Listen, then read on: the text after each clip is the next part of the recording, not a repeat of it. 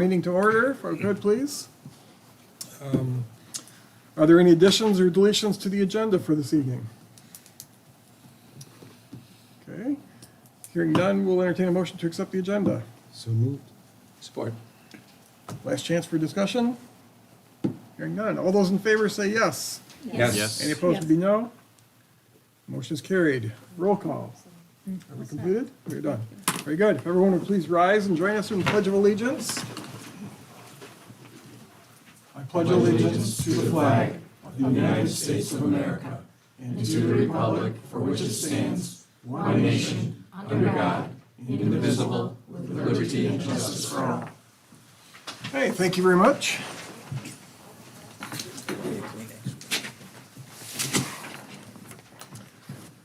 Next, we'd entertain a motion for the approval of the June 28, 2022 regular session meeting minutes. So moved. Support. Motion and support. Do we have any comments, questions, additions, deletions, corrections? Any of the above? Hearing none. All those in favor would be yes. Yes. Any opposed is no. We've passed that. Thank you. Next up is request for purchase. We are to consider a resolution to approve the request for purchase to Weatherby's Plumbing and Heating in the amount of $12,790.30 for a wet well ventilation system replacement at the wastewater treatment plant. Your pleasure. Move approval. Support. And motion support. Is there some background from Just, staff? obviously, it's self-explanatory what the piece of equipment is, and it's a budgeted item, and it's in with budget, so, Okay. and a local company, too. so. Okay. Questions or comments? Only one comes to mind. Did we take bids on this, or is this just a? We sent it out for quotes, correct, Dave? And Yes, we contacted three local companies. Nobody's wanted to give us a price. One company in particular said that that's not anything that they could actually do, so that's the only price that we got back, not for lack of effort, but that's the only place we could get a price from. So. Okay. Last chance. Anybody else? Hearing none. All those in favor of purchase would be yes. Yes. Any opposed is no. The motion is carried, and we've authorized the purchase. Next up, recommendation on bids. Consideration of a resolution to receive bids for a VoIP phone system, which I presume is Voice over Internet Protocol, that's correct. to replace the municipal offices phone system. And I assume that's all our buildings? Yeah, all Is our that buildings. The whole Yeah. system, Yeah, the right? whole Okay. system. That whole Sorry to system. interrupt there, but. Nope. And award the contract to Cherry Road Technology for a 5-year lease agreement with a monthly total contract price of $1,942.09 and a 5-year total contract price of $116,525.40 to approve the related purchase order and authorize the finance director to sign the related agreement. And then there is a list of bids that were received May 24th, 2022, and it looks like they range from 110,000 to 160, looks like, Yes. and various bids in between. Looks like there's a lot of bids here, so apparently a lot of people dealing in this equipment. Yes. So is there, you have a background for us that you want to give? Want the motion? Or, okay, yes, I'm sorry, we'll take the motion first. Move approval. Support. Motion support, okay, now, Yes. Well, obviously, our current phone system is going to be obsolete now, November. They're not gonna use it anymore at all. The voice over internet protocol is the way that things are being done now. What we went out and did, which obviously there's a lot of folks here, is because you don't need the switches and all those things that you used to have.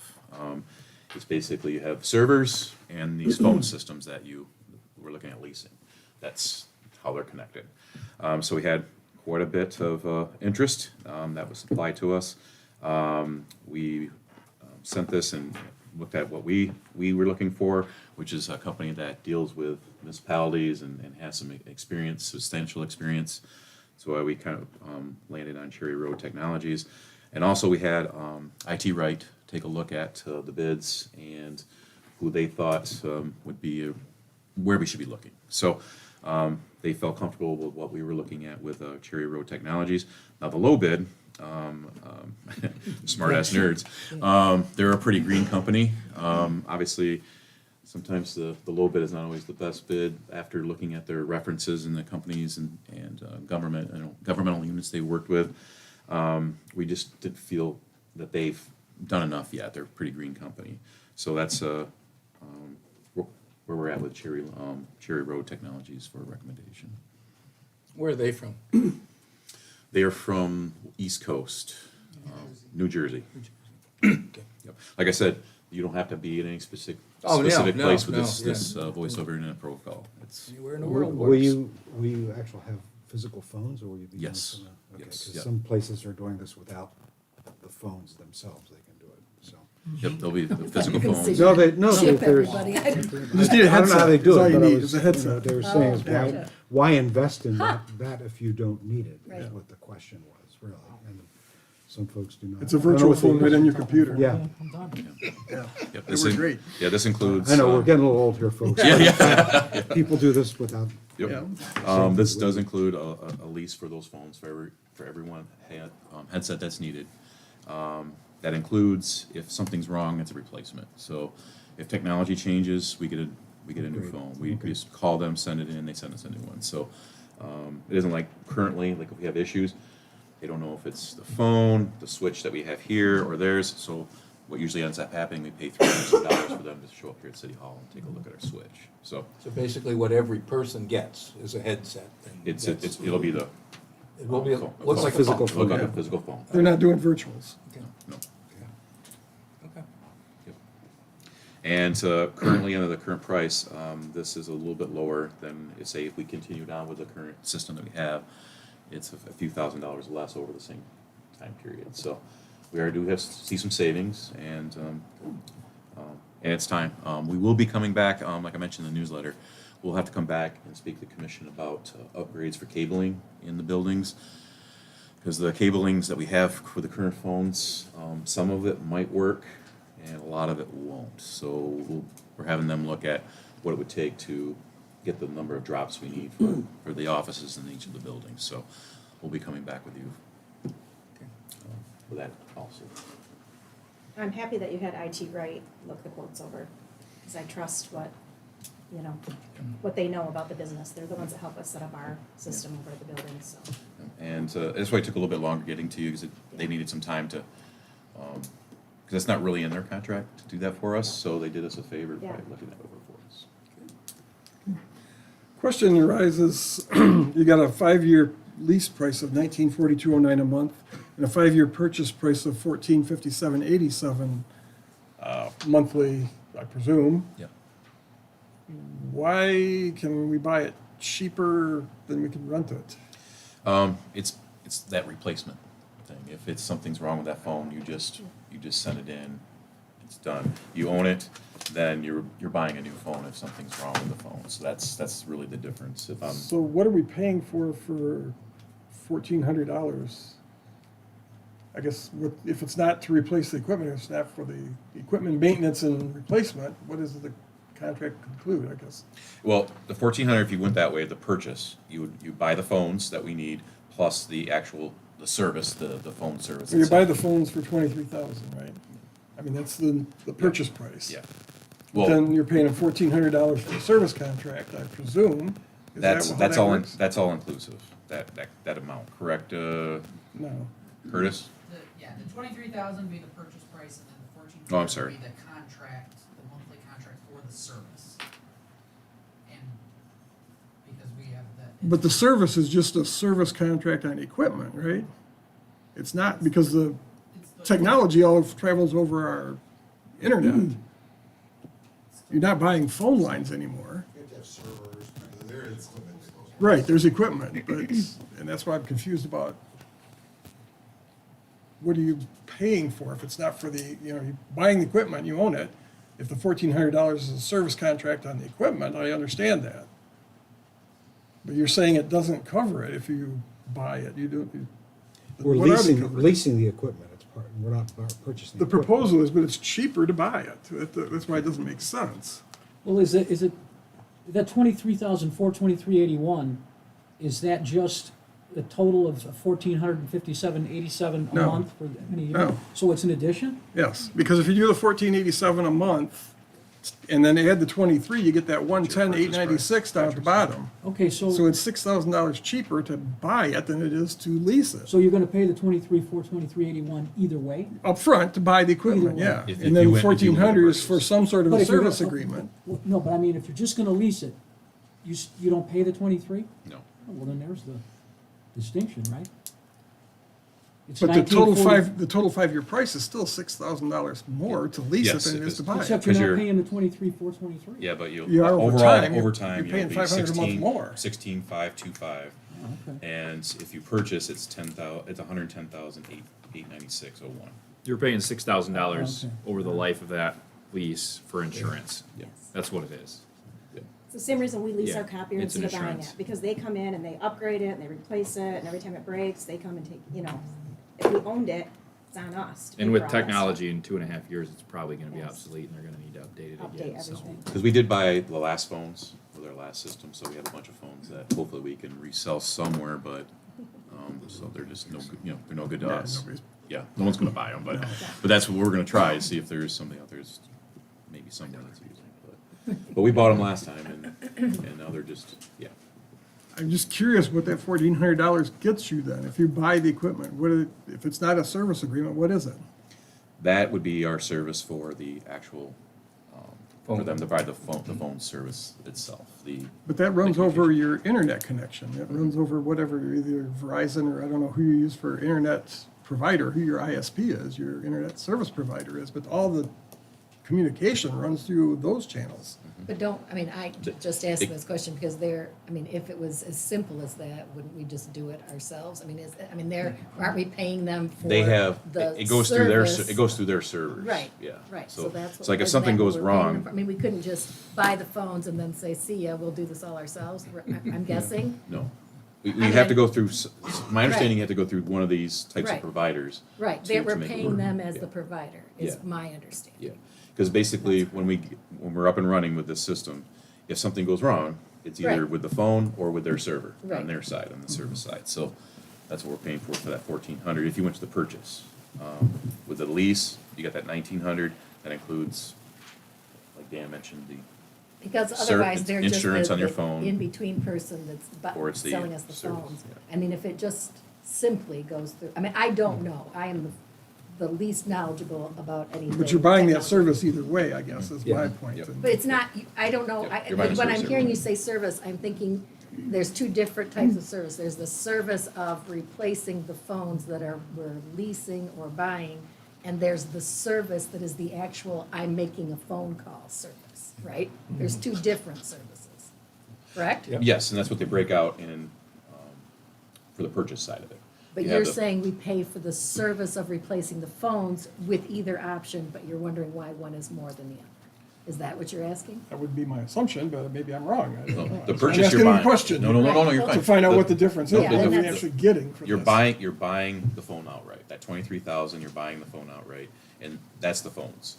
You're not getting any insurance, so if something goes wrong with them, you basically buy maybe a new phone. Or if some technology changes and those phones won't work with that, then you're stuck buying another phone. Right, and then you've got a room Yep. full of phones that you're Yep. trying to sell Yeah. to somebody. And then the other part of that purchase is that 1457, that's the actual service.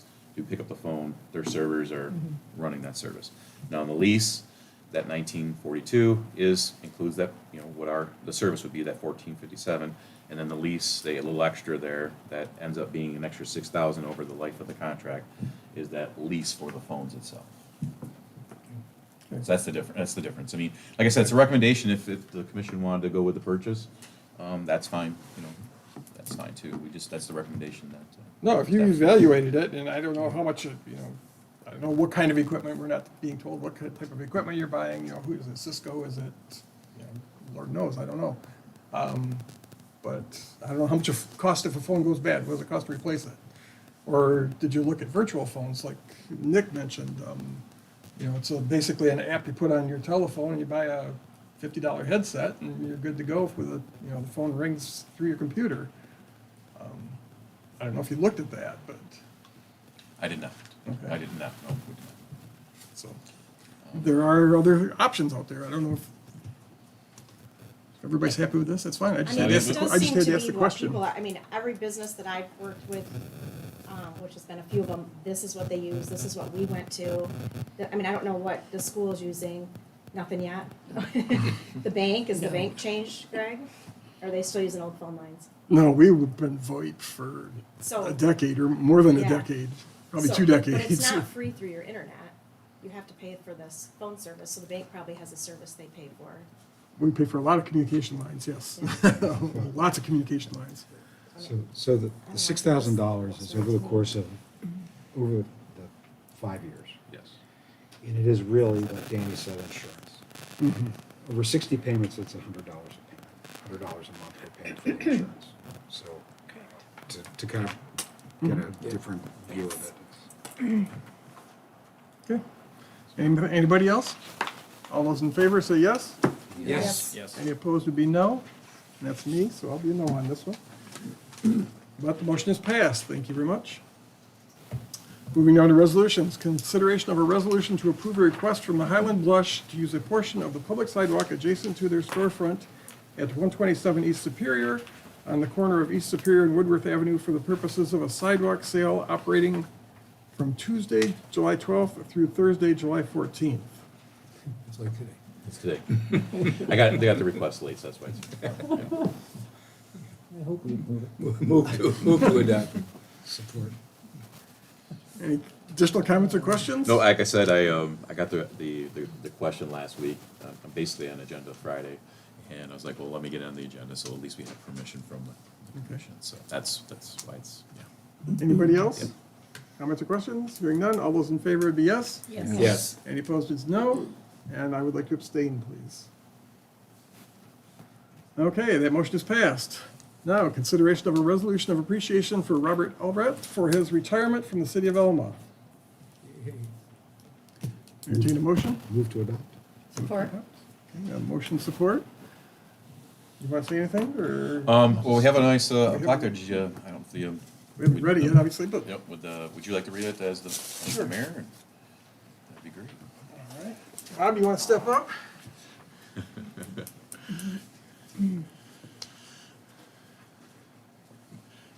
Really gonna do it?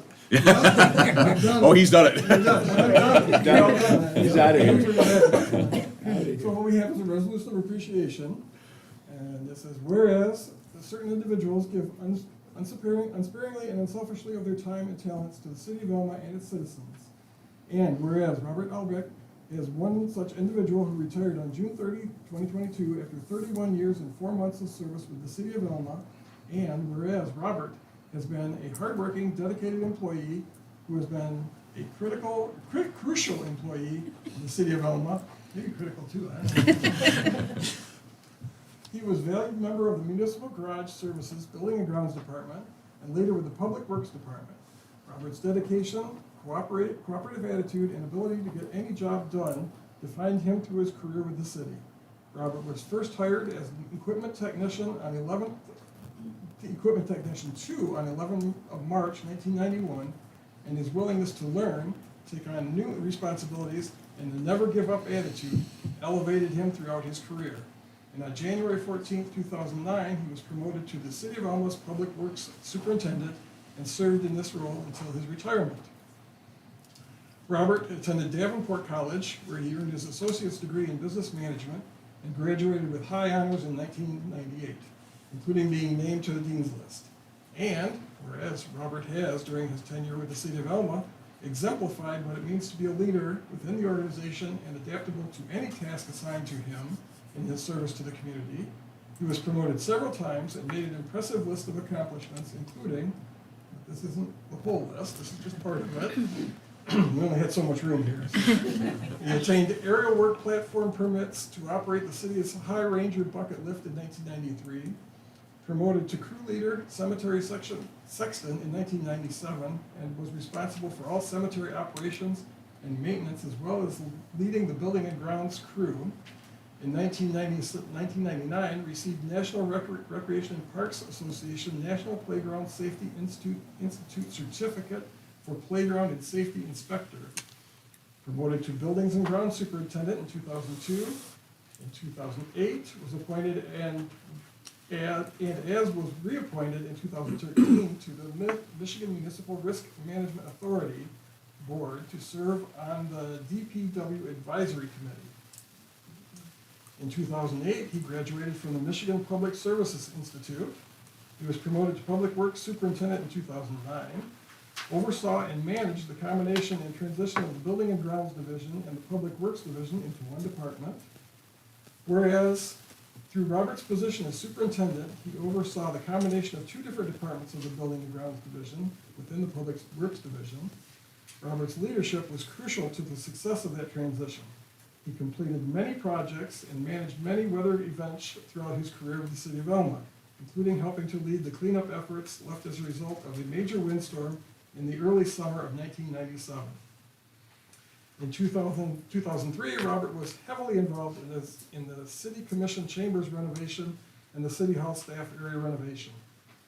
Whereas Robert's guidance and vision have equipped the city to implement new technologies, policies, as well as safer and more efficient work practices, many of which will benefit the city for years to come. Now, therefore, be it resolved that Mayor Mapes, members of the City Commission, the city staff, Elma citizens commend Robert Elbeck for a job well done and express their heartfelt gratitude and extend their best wishes for an enjoyable, well-deserved retirement. And be it further resolved that this resolution be presented to Mr. Elbeck and that it be entered into the official minutes of the City Commission dated this 12th day of July, 2022. Congratulations. Thank you very much for your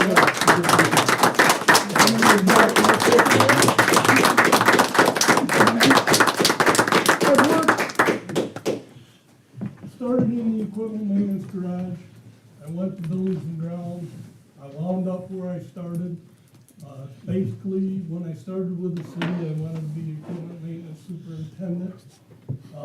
So eventually, I got there. I worked with some very, very good people over the 31 years. And hopefully, the crew that I assembled with the gentleman that took over for me will be able to continue the service that you guys have been known for, our snow removal and everything else. So it's been a good career, but I got a little reason over there. I'm gonna enjoy my life. Last night was the first thunderstorm. Yes, let's do it. Thank you, everybody. Thank you very much.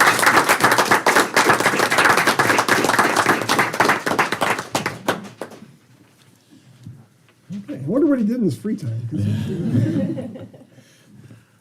Okay, now, we had a motion, right? We did not vote, correct? We did not. Okay, so, any rebuttals or comments, questions? Hearing none, all those in favor would be yes? Yes. Yes. Any opposed would be no? Okay, the motion is carried, and again, congratulations and thank you, our appreciation. Okay, find some more words. Consideration of a resolution to adopt ordinance number 828 to amend the zoning map of the city of Elma as it appears in section 32-32 of the ordinances of the city of Elma to rezone parcel number 25-51-021-290-00, lot 7, Elmwood Park subdivision from R2 two-family residential district to a B2 general business district. Your pleasure.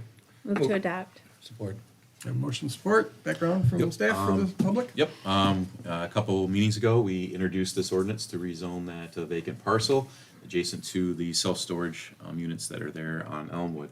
Adam Greers, he's here this evening. He's looking to expand the self-storage building there.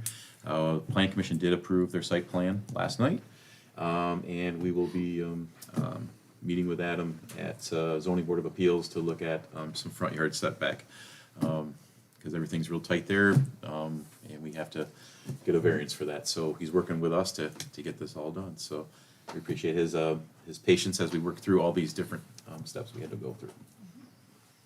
Okay. Anybody? We have a resolution? We have a motion? Okay. Okay, anybody else? Comments? All those in favor would be yes? Yes. Yes. Any opposed is no. Motion is carried. Thank you. Congratulations, Adam. Thanks, Adam. Now you gotta get to work and build a building. Moving down to reports of offices, boards, and committees, the city commissioners may receive the following reports by one resolution. or any commissioner may remove any items from within the section for individual discussion and vote. Before us tonight, we have reports from the Alma Transit Authority, the building permits from June, both of those from June, the Zoning Board of Appeals June report, and the city manager's report. Your pleasure. Pull yours? Yep. Move to pull the city manager's report, accept all three, Okay. first three. We have a motion, Support. and we have support. Comments or questions? Last chance. All those in favor would be yes. Yes. Any opposed, no. Motion is carried. We've received three. Now the city manager's report. We'll entertain a motion on that, please. Move to receive.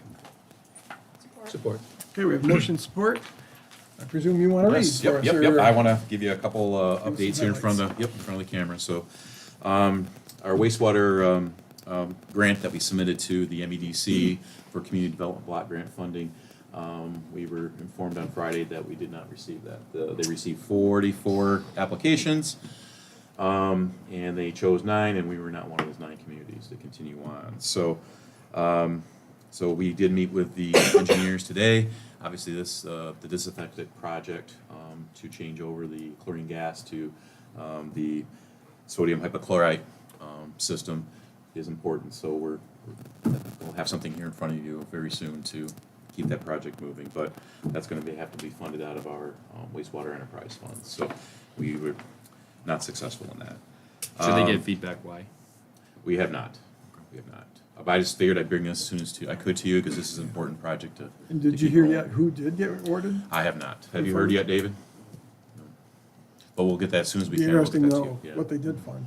You know, because obviously, we thought we did have a really good shot at it, like we discussed in May, that this is a major safety issue, and we were one of only, I think, 9 communities left that are using this process for disinfecting, the disinfecting process out there. So we were really hopeful, but we were not one of them, so. But we'll let you know as soon as we find out. Okay, thank you. Yep. The tree study, we do have that, we did receive that from Dr. Doughton on June 29th. Did make it part of your packet. I'm in the process of setting up a DDA meeting to walk through that and to start setting up a recommendation for implementation for the city commission. So that's available for anyone to take a look at. Same thing here, the city park master plan. We're going to be meeting here this month to get the master planning process underway. I look to have that done no later than, hopefully sooner, but no later than February 23. That will give us time to apply for a grant through the MDNR. So get that underway soon. At last night's planning commission meeting, we did hold a public hearing to review the downtown residential ordinance. Currently, it is a permitted by special use. The MEDC and the redevelopment ready communities guidelines highly recommended that we change that, if we want to check that box and continue to move on, that we change that from a special use to a permitted use. So we had the public hearing last night. The recommendation was to move forward, so we'll be bringing that for introduction at the next city commission meeting. A real quick update on our lead and copper investigations. I won't read this all to you, but some highlights from the last time we talked about it. City staff has mailed 207 first notifications, and of those, 37% have been completed, their interior inspections. A total of 76 residents were mailed their second notice, and 51% of those residents have completed their interior inspections. We found 15 additional galvanized service lines that were found through the rental inspection program. So that increased our numbers that we did not know from, that we're now counting from 77 to 92. We're required to replace 5%, which is mandated by Eagle, state of Michigan. Our calculations show this increase. They expect to be replaced. Our current year, we will be replacing instead of 6 lines, 7 lines. And we've currently have replaced 3 of the required 7 already this calendar year. And just so you know, and those folks at home, that obviously the ones that we've been in and inspected that did have galvanized, we're looking at purchasing water filters for those folks who have galvanized lines to use until those lines can be replaced. So that's a requirement also. And just a quick update on our park restrooms. The Wright Park restroom is almost there. Just needs to have the building official walk through it and give us our final occupancy.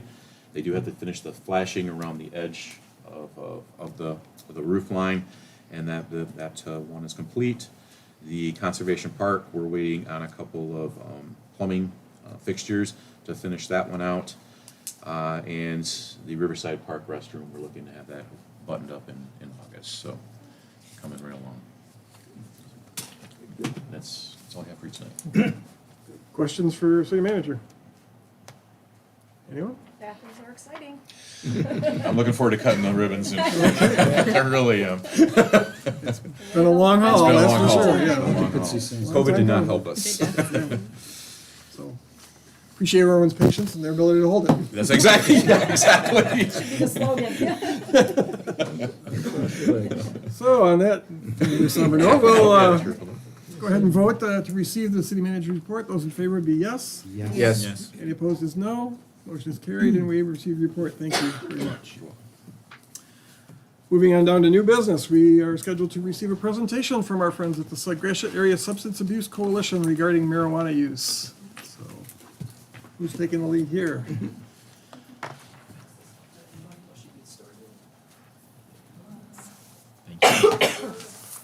Thank you.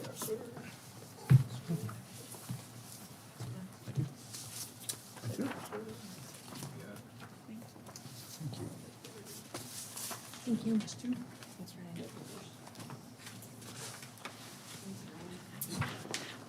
Hello, everybody. Thank you for having us. My name is Emily Rayburn. I am the Gratiot County Substance Abuse and Suicide Prevention Coalition Coordinator at Child Advocacy. My colleagues and I are here tonight to talk with you guys, just an educational presentation on recreational marijuana. There we go, okay. Technology is not kind to me sometimes. So like I said, my name's Emily Rayburn. I'm the Gratiot County Substance Abuse Coalition Coordinator. Kai Warzinski's with us. He's our program director. We have Sarah Krebs. She's our prevention coordinator. And then our newest member, Ryan Donnelly, who is our prevention educator.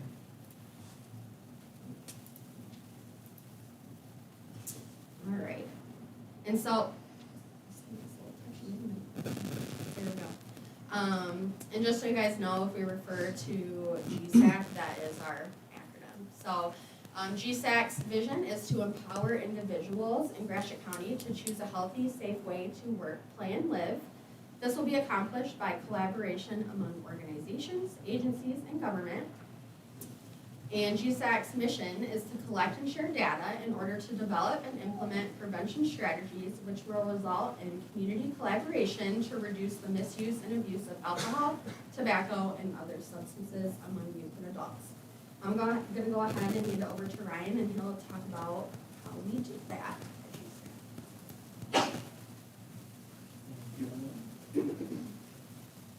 Well, first off, good evening, everybody. It's great to see everybody here tonight. What I'm going to be basically covering in my part of the presentation today is I'm going to be looking at different information and trends from states that have already legalized recreational marijuana and have for quite some time, so we have a good subset of data and get a real good full picture here. And to start that, I'm going to be going off these high THC concentrates, starting off with just today's marijuana is more potent and powerful than any other marijuana before. If you refer to the bottom of the slides there, you'll see our comparison. We have 1970s Woodstock marijuana was less than 3% THC levels. 1990s Nirvana marijuana was 4% THC levels, and today has more than tripled up to 18 to 30% THC levels. And then at the bottom there, we have last but certainly not least, the THC concentrated extract products. Now those are going to be your dabs, wax, shatters. Those range anywhere from 40 all the way up to 90% THC.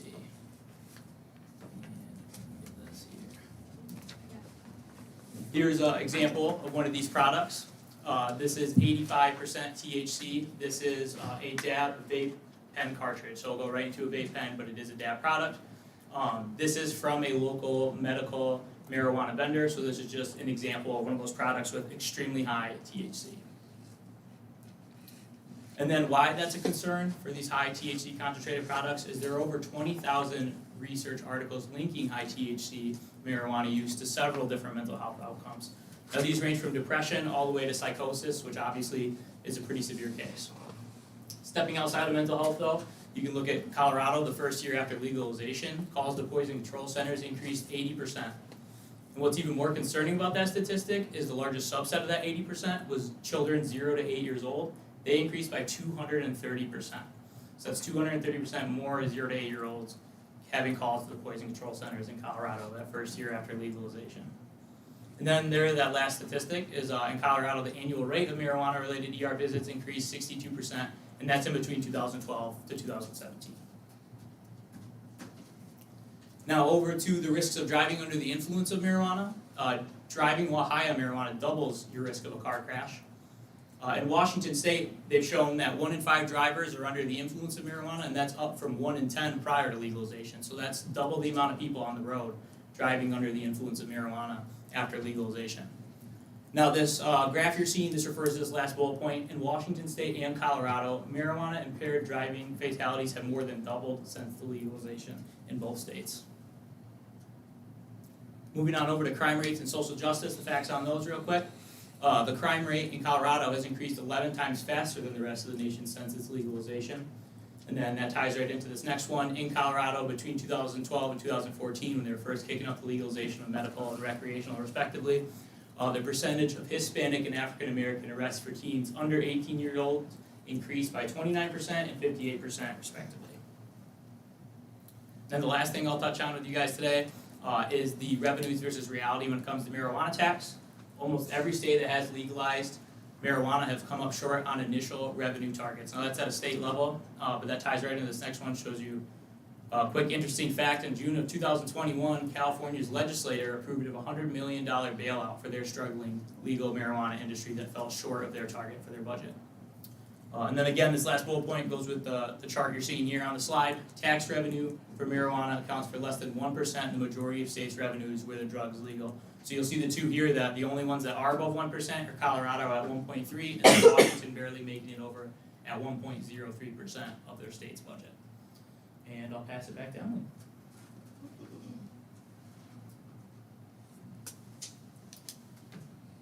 So after looking at this information, we thought it was really important to reach out to some of our other colleagues just throughout the country. Some of you may know our coalition is a federally funded drug-free communities coalition, so we do have contacts through CADCA, which is a government agency, and then through different like trainings and stuff that we go to, we're able to make those connections and talk to them. So, sorry, and then so I put a little question out on our CADCA group, and I got this response from another coalition coordinator from San Diego, California. She said that she thought she would want to email directly. She wished she had better news. And then some of the challenges that they're facing, specifically in her area, we're having both medical and adult use. Less the industry advertised both 18, like from 18 up and then 21 and up, instead of if we just had recreational, they could just advertise 21 and up. The student surveys now have marijuana as the most commonly used substance above alcohol and tobacco, so that's concerning. Smoking and vaping are the most common forms of use. California allows delivery and no one does any compliance checks. Now our coalition does run our compliance checks in our county. We partner with our local law enforcement agencies. So we do go into our vendors and we do send underage persons, usually students that are in our Above the Influence program, in to try and purchase alcohol or tobacco. So she stated that with the delivery service that California allows, they're not doing compliance checks, so that is causing issues. And they also did try to slow the expansion of adult use by sharing that public health impacts and protections had not been put in place yet to prevent youth access, exposure to secondhand smoke, driving under their influence, etc. So those are just some concerns and things that she brought up to me. After getting a few other responses from there, I thought it would be really interesting to reach out to other municipalities throughout Michigan that do have recreational in their area, and just see what are some things that they're dealing with since they've, allowed it into their communities. So I actually did get a lot of responses. I think I talked to 11 different municipalities. These were just some things that, some key takeaways and suggestions from, different municipalities. I did talk to Justin from Edmore, Adam from Portage. He was someone really great to talk to. And then I did have one city manager that did ask to stay confidential, but he had really good insight. So one thing that they stated was go slow. There are a lot of issues that could present themselves if you jump into it a little too quickly. Edmore took 3 different established ordinances and combined them together to create something that would fit best for Edmore. So that's something that could be a potential in the future. Montcalm County Commissioners decided to take the money that was received from the excise tax and give it back to rehab and prevention facilities in their county. So that was something that was really interesting because that is a concern. Have a yearly reapplication fee. Have routine code and business checks. That was something that was mentioned a lot, where there was a lot of complaints from community members about smell, noises, things like that. So that was something that they put in place to make sure that maybe they didn't upset their, city members or anything like that. And businesses too, that was mentioned as well. One thing that was mentioned was either all or nothing, but once you step over that line, there's no coming back. A rating scale was used in one of these cities, and they're currently dealing with 4 lawsuits. So that's something that is also concerning, especially if, money is kind of the issue. And then there also have been instances of businesses that have left town. And so, they were not happy with the introduction of recreational, so they actually left, their city and moved their business somewhere else. And then another thing that was mentioned was political turmoil plagued the confidential city ever since, and kind of referring to that as dirty politics.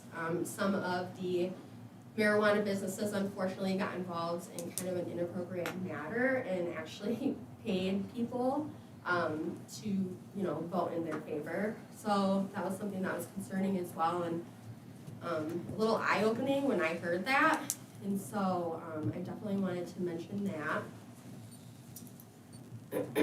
And so after looking at this too, I'm like, well, I want to look at Gratiot County specifically, because obviously this is going to affect Gratiot County, more so than Alma. And so at Child Advocacy, we obviously have some really great programs. One of our programs is CASA, which is Court Appointed Special Advocates, which matches children that are going through the foster care system with highly trained individuals and volunteers. And sometimes those individuals are their one constant in their life, and they really change those kids' lives. But I wanted to look at those children because obviously they're our most vulnerable. And so out of the 43 children that have been served by our CASA program since 2019, 32% of those cases had marijuana involved in some way, shape, or form. And that was obviously second behind alcohol, which was at 36%, so only 4% higher. So that was a little concerning. She's not heckling you. Tough competition, though. So secondly, I wanted to look at our Children's Advocacy Center, where we do the interviews for, kids or youth in our community that have been involved in abuse or neglect in some way, shape, or form. So these are also our most vulnerable. And so in 2019, of the 156 interviews that our CAC did, 43 children had family substance use issues. So you can see right there on the first chart, marijuana was second behind alcohol. Now if you look at 2020, of the 151 interviews, 62 children had family substance use issues. That pushed marijuana way up top. And then in 2021, of the 184 interviews, 54 children had family substance use issues, with marijuana still being number 1 and meth following close second. And Are those often, they're not discrete, right? People will have substance abuse may cross over between, I could have marijuana and alcohol. Oh, yes, So definitely. those aren't discrete numbers, they're No, overlapping. and I mean, yeah, It says like. abuse, not abuse too, Dave, so I don't know if there's differentiation there. So anyways, so yes, I mean, there could be multiple instances, and, you know, in my past jobs, I've had experience where some clients have both of them in their system, so. But this just shows that, you know, those substances are at the forefront of these interviews, and they are causing issues in these homes specifically. So I'm gonna go ahead and hand it over to Ty, because he has some really great insights into, again, the youth in our community and how this affects them. Right. Thanks so much for having me. It's been a little while since I've been back, but it's always great to see some friendly faces. So, but yeah, a little bit of what I do with our youth and how I'm involved is I run a number of different programs, but some of the programs, Not on Tobacco, that's one that is offered for kids that get caught vaping, and then they can reduce their suspension if they enter into that program. About 80% of those kids that are vaping are also using marijuana in some way, shape, or form. Early ID referral, so that's students that are having either substance abuse issues or mental health issues, and they self-refer themselves, and then we connect them to the right services. And then it's all about being a team. Those are students that are either struggling academically or their behavior. I meet with groups once a week, and then we hope to see it increase in their behavior and their academics. So that's some ways I interact with youth and how I get connected with the youth in our county at various schools. I think just to kind of touch on a little bit about what Ryan says, in the state of where we're at with marijuana, I think one of the big concerns for myself and when I'm working with the youth are the high levels of THC. I think the marijuana of today is very new. There's a lot of unknown, you know, if we're going to be honest, right? You're going to hear a lot of information. There's going to be a lot of information told, but when it looks at the years we've had these high concentration of THC, you know, we're not going to really know the truth, the full story until years down the line when we see the effects and we see the lives that are ruined and lost. You know, it's a story that has been told in our country before, right? With big tobacco, and so I think that is a major concern, you know, of mine when I look at the state of where we're at and marijuana entering into communities. Just when I look at some personal stories here with some youth in our county, one young lady, she started smoking marijuana, using marijuana at the age of 13. She was 17 at the time when she used this high concentration of THC, and she had this trip that she never experienced before, and it really scared her, and she said she would never touch that stuff again, right? Another young man that, again, started using when he was about 12 years old, 17 at current age. He now uses the high THC of marijuana, and it has affected him so bad that that's all he can use. He can no longer use regular marijuana. He has to use those high levels of THC because the regular marijuana no longer does it for him. I give those two stories because the scary thing about this is you can have people using the same product, and it can impact and people react differently to it. And so there's so much unknown to it. Another young man I worked with for 2 years, when I started working with him, he had a 1.7, not a whole lot going for him. And then this past year, he got a 3.5. You know, pretty exciting, pretty proud of him.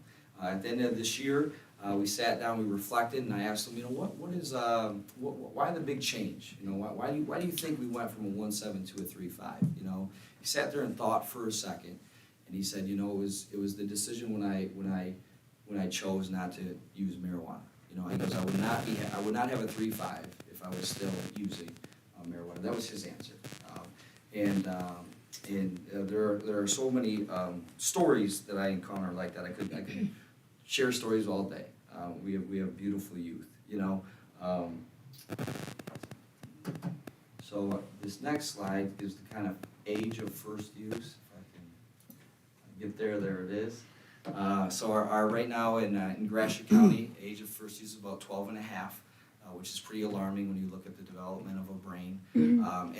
This kind of leads you to the perception of marijuana right now. And this is what's concerning as well too, is there's this perception out there that marijuana cures your anxiety, cures your depression, reality, right, youth that use, especially youth and people, they have their anxiety, their depression increases over time, for several different factors. One is because of some of the substances in marijuana, and also because when you're using marijuana to suppress your depression or anxiety, but you're not working on what's causing you depression and anxiety, then naturally you're gonna have worse depression and anxiety over time. It's just a natural consequence. So the amount of misinformation out there is very concerning. The perception of marijuana is where it's currently at, and how it's seen is alarming, because there's so much misinformation and mistruth out there. And then finally, we have from our survey. Hey Ty, before you move Yeah. on, will you explain the MI5 in our county? Yeah, so MyFi, we give it every other year for seventh, 9th, and 11th graders, and it touches on various topics, substance abuse, school domain, family domain, and then our schools agreed to their students to take the survey, and then it's just our Gratiot County schools, so the 6 county schools, and that is taken from this information. And then from our 9th and 11th graders, 33.4% of Gratiot County students have tried marijuana, which is very, very alarming, you know, and I have been blessed, I've been fortunate to work with so many great people in so many great communities, and Elma is one of the beautiful communities I've been honored and humbled to serve and work with. And one thing that I've heard often throughout my years working with youth is when there's a young person that achieves great success, right? Great success in something that the town, the city is very proud of. I hear often, you know, it takes a village, right? And it does. There's no doubt about it. I believe I'm a decent human being. You know, there's probably many people out there that would say differently, but I think I'm decent. But that credit goes to not just my parents, but so many people that have invested into the school I went to, the community I grew up in, and the man I am today. One thing I have never heard, you know, is when a kid is struggling and going down a dark road, I have never heard it takes a village. What I always hear is, you know, where are their parents? What are their parents doing? In reality, it really, really does take a village in either instance. And my hope is that when you make this decision, and if or when you allow it into the community, that you it is regulated in the safest way possible, and there's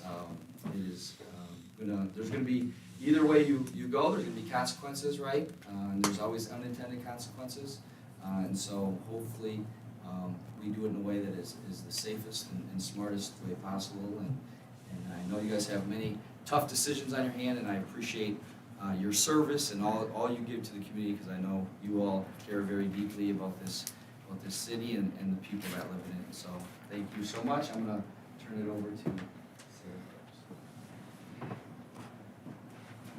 Hello, everyone. Again, thank you for having us tonight.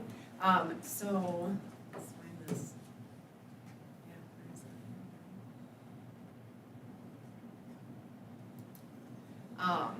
So as you can tell from Ty's experiences, there are a lot of youth that are already struggling with substance abuse and substance use issues. One of the things that we do at the Gratiot County Substance Abuse Coalition is we focus on data and gathering that data. So as Ty mentioned, we do conduct the MyFi survey, which is every other year, and we work with the schools to conduct this survey.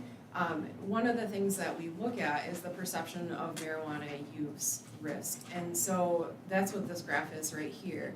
And you can see from 2016 to 2020, the perception of harmful marijuana use is dropping. So it's dropping from looking at 7th graders in 2016, 63% of them saw marijuana use as risky, whereas now it's down to 42%. So it's a 20% drop over a period of 4 years. So it goes back to the perception of, is this harmful, is this not?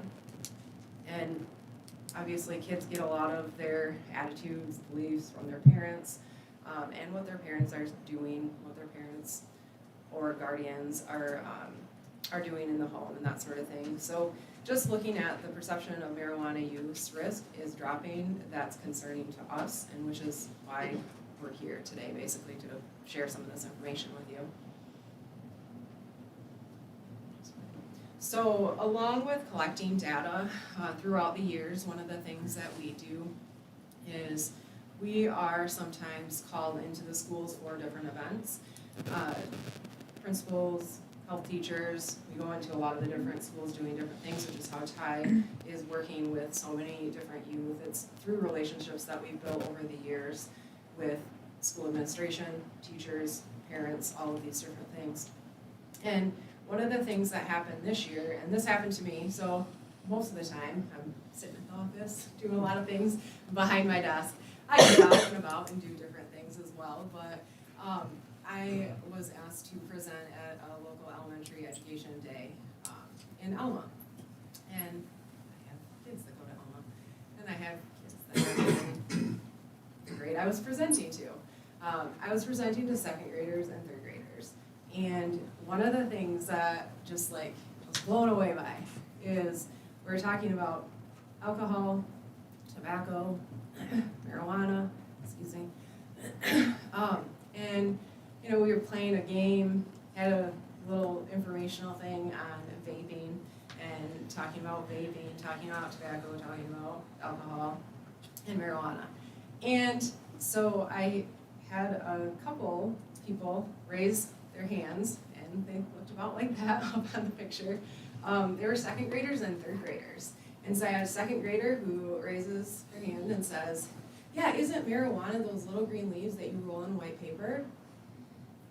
Okay, and then another one, later in the day, isn't marijuana, can't that be smoked with the thing with the tubes on it? Referring to hookah. So it's, you know, the things that these kids are being exposed to, it's really scary. That they think that these things are okay, that they're normal, that they're healthy coping mechanisms. That's the one thing that, like I said, it really shocked me to see and to hear those responses from those kids about what is marijuana, and so many of them knew. Not all of them, thank goodness, but there's a lot of them that know what it is, but don't necessarily know how harmful it is to development and that sort of thing. So going back from looking at the data that shows the perception of risk and that dropping, we don't survey second graders and third graders. But obviously there are second graders and third graders that know what these things are and that are exposed to them quite often. So again, just something to kind of think about. So we have a video that was shared with us from a coalition in California. And so we're just gonna play that for you guys today.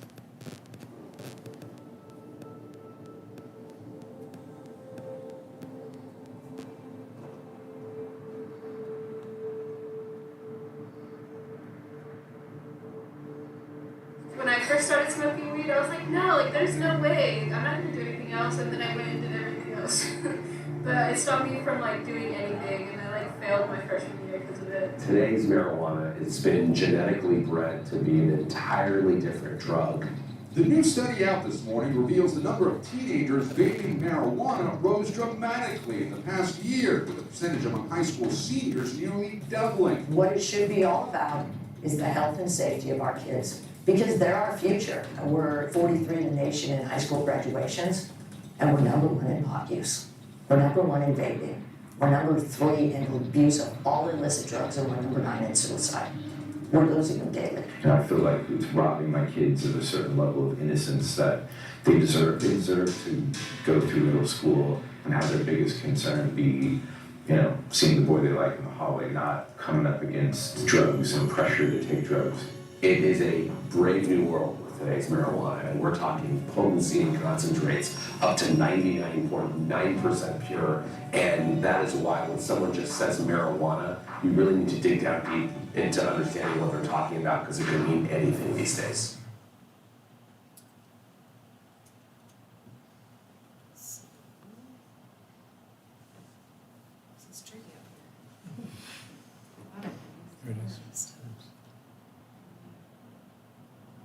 acquire some skill. That I'm not sure I have. So this is just a list of our resources that we have used to compile a lot of this information. So you guys have the packets on your desks that Ryan passed out at the beginning of the presentation. It has our presentation, it has some resources from the University of Michigan, it has some from Smart Approaches to Marijuana, the Pediatrics Medical Association, Centers for Disease Control, so a lot of different resources. So we just ask that you take some time to look at them in further detail before making additional decisions about the marijuana policy in Alma, basically. And I gotta go back to my slides again up here. There we go. So again, thank you so much for having us. We appreciate your time. We appreciate everything that you guys do and your service to the city of Alma. These are not easy jobs. We know that, and we appreciate everything that you do. We're just trying to provide you some additional information on what we do, what we're seeing currently in the schools, and the trends that we're currently seeing. I think that's it. So if you have any questions, please feel free to contact us. Thank you so much. Thank you. Thank you very much. And I'm sure we all appreciate the service that you provide for our children and our families and our communities as well. So we're very grateful that you're here, and sad that your services are necessary, but glad that you're here to help the kids and families, certainly. Okay. So that was, we didn't have a motion on that, did we, to receive it? Should we have one? Motion to receive? Yep, it's also a sheet. Yeah. Receive. Excuse me, yeah. So we'll entertain a motion to receive that presentation. So moved. Support. Okay. Additional comments, questions for the staff? Okay, obviously, we took a lot of work for this, so. All right, all those in favor say yes? Yes. Yes. Any opposed would be no? Motion is passed, we've received it, thank you. Next item is to pay the appropriations. Your pleasure. So moved. Support. Motion support, any comments or questions? All those in favor would be yes? Yes. Any opposed, no? Motion is passed, we've paid the appropriations. Commissioner comments? You want to be first, Night Auditor? Thank you, Mr. Albrecht, for your service. 31 years is pretty amazing to be in one place, and I know everybody's gonna miss you, so thank you. Today is my wedding anniversary, 26 years Jeff's put up with me, so congratulations to him. And thank you guys for the presentation. You guys did a really nice job, and appreciate it. Michelle? Thursday, the 21st, is the Gratiot County's community picnic, Rural Urban Day, out at the fairgrounds, 4:30 to 7. Get your tickets beforehand for $15. We get our steaks from Hellman's this year. Siler's has provided the steaks for several years from Breckenridge, and they had to close their doors, unfortunately. So we wish the Siler's the best of luck to them.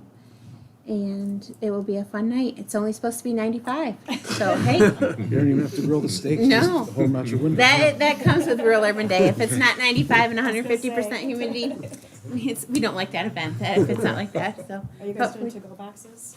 You're Not not. this year? No. So hopefully everybody can come out and support the community. At 6:30, they'll announce the Farm Family of the Year and the Agribusiness of the Year. So, and that is held top secret usually until the night of, unless they're technically in the fields and we have to pull them from the tractor and tell them to take a shower and get to the event. So they're winning an award. So it's a fun night. So to see you there.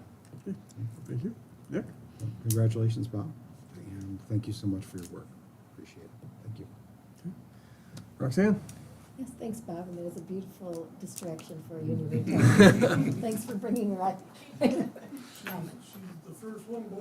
first girl born on the Albrecht side in 95 years. Oh, Wow. nice. I'm sure she's not getting spoiled at all. Well,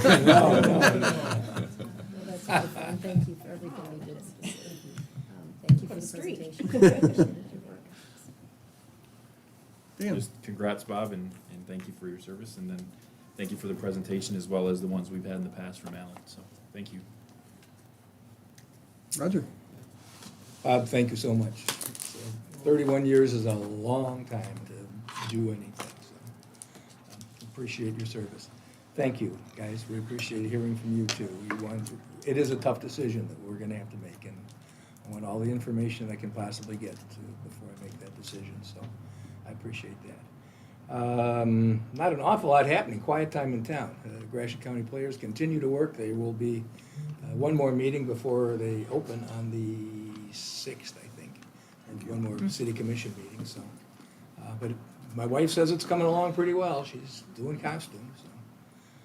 The only trouble is we were just given a whole lot of costumes by a group called 1914 or 1912 or something that does reconstructions of stuff. And these, oh my gosh, these are beautiful costumes. Unfortunately, not many of them fit 12-year-olds. You know?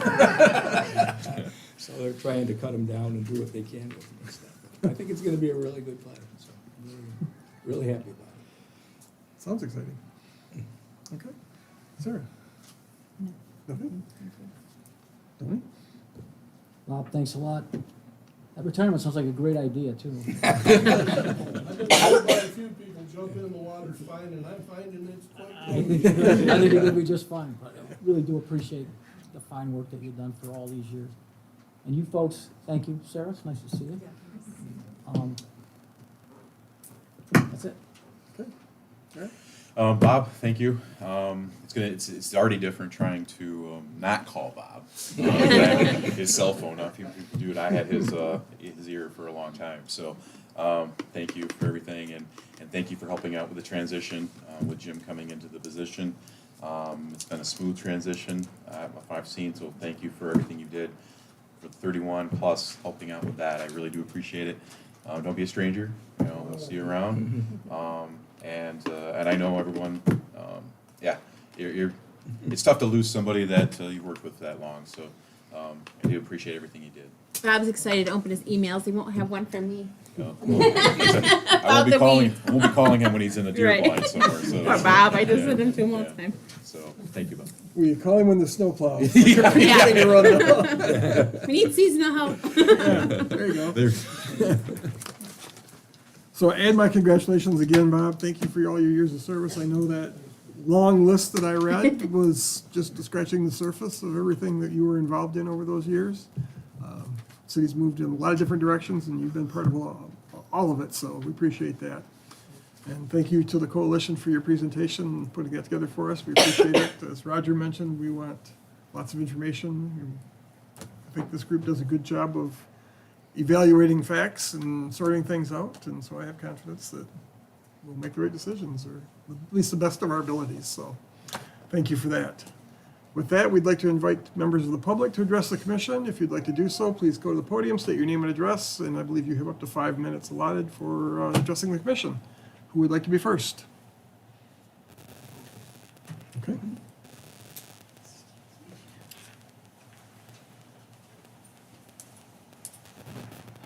Thank you, Alan Martin, Assistant Director of Consumer Cannabis, Michigan. Currently operating here at 520 Warwick and Alma. Thank you for the information. You know, it's not that we want to dispute the information that's out there, it's that we are very big in education as well. So that having that information is good information to have, but I think something that we're missing is we're not asking for adult use in the city of Alma. It's already there, right? People are going to Chesaning, they're going to be going to Fireside, they're going to Mount Pleasant, they're making their purchases and they're bringing it back here. So it's here, it's been here for a very long time. I understand that, you know, there are instances where, you know, it does get into children's hands, but I mean, alcohol, where does alcohol sit when you buy it? You throw it in the fridge next to the milk that they grab from the cereal, you know, so it's education, and I think that's really what it boils down to. Again, we're not asking for you to allow adult use in the city of Alma. It's already approved through the state and by the voters. What we're asking for is for you to draft an ordinance to allow the sale of adult use marijuana to the city individuals that are of legal age, 21 or older, under AU, 18 or older under med, to make that purchase within the city without sending them outside of the city to do their business. So thank you again. I appreciate it, and thank you for everything. Thank you. Thank you. And who would like to be next? I'll follow Alan again for the third time, I think. There's a lot. I took notes this time. I will say I've had some good conversations with Ty in the past. I've not had conversations with Ryan, but lots with Emily before she took the position she's in now, and she was working at the courthouse. I talked to Sarah and I talked to Audra about this particular issue. I don't think anybody's advocating for kids using marijuana. I'm certainly not. I haven't heard Alan or anyone else come in here advocating for that. Obviously, marijuana's here. The city made a decision a while back. In July of 2018, actually, I looked it up, when the medical ordinance was passed. So that's how long we've been working on this, is we got that passed in July of 18. So that means that I came here, I think, in the spring of 17 to talk about it for the first time. Adult use is coming to Gratiot County on the commercial level. Within a few weeks, Fire Island will be open on the east side of town. Once things are established, we'll be able to deliver anywhere we want to, which will include the city of Elmwood. So we will be making sure that those checks happen, so that no one under the age of 21 gets their hands on it when we make those deliveries. And we would be happy to work with the Substance Abuse Coalition to talk about child use and prevention of that. I think that the point about disinformation and misinformation is well taken. I think there's a lot of that in a lot of different areas. I think there's a lot on both sides in this particular issue. You know, marijuana does affect everybody differently, and I appreciate your presentation and the education of it. Everything in this seemed to cast it in a negative light. And I understand that that's what you guys do, but there's a lot of benefits that people experience from marijuana. And there's a lot of benefits that people experience from marijuana, but using marijuana in it as opposed to something else. So I've seen that personally. I've seen that with some very close friends and family members who were able to break an alcohol addiction and an opioid addiction, and they use a little bit of marijuana now. And I would challenge any medical professional to tell me that it's better to take opioids versus cannabis. The perception of marijuana use risk in kids, that's an interesting thing to me as it pertains to the disinformation and misinformation, because I wonder how much of that relates to the perception of marijuana use risk in adults, and I wonder how much of that relates to how much we've learned about cannabis over the course of the last couple of decades, when before that it was prohibited everywhere. Nobody could study it in any meaningful way, and the medical breakthroughs that have come about with respect to the human endocannabinoid system over the last 10 to 20 years. I mean, there's prescription cannabis in Europe.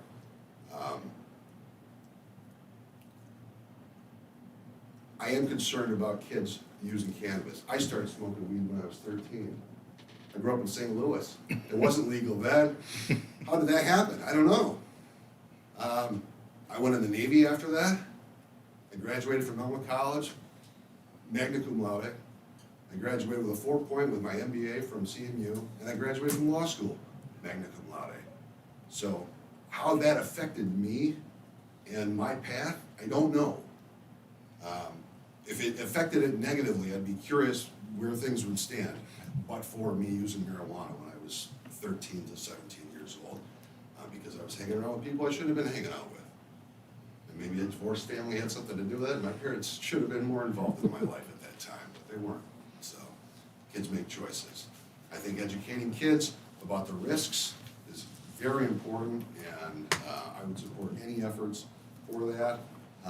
Again, the reality is, I don't know who we're protecting at this point. I don't know who we're protecting from this. Anybody who's over 21 can go to Edmore, can go to Mount Pleasant, and in 3 or 4 weeks, they're gonna be able to go 2 miles east of town. And they're gonna be able to have it delivered to their homes. So, again, take all the time that you need.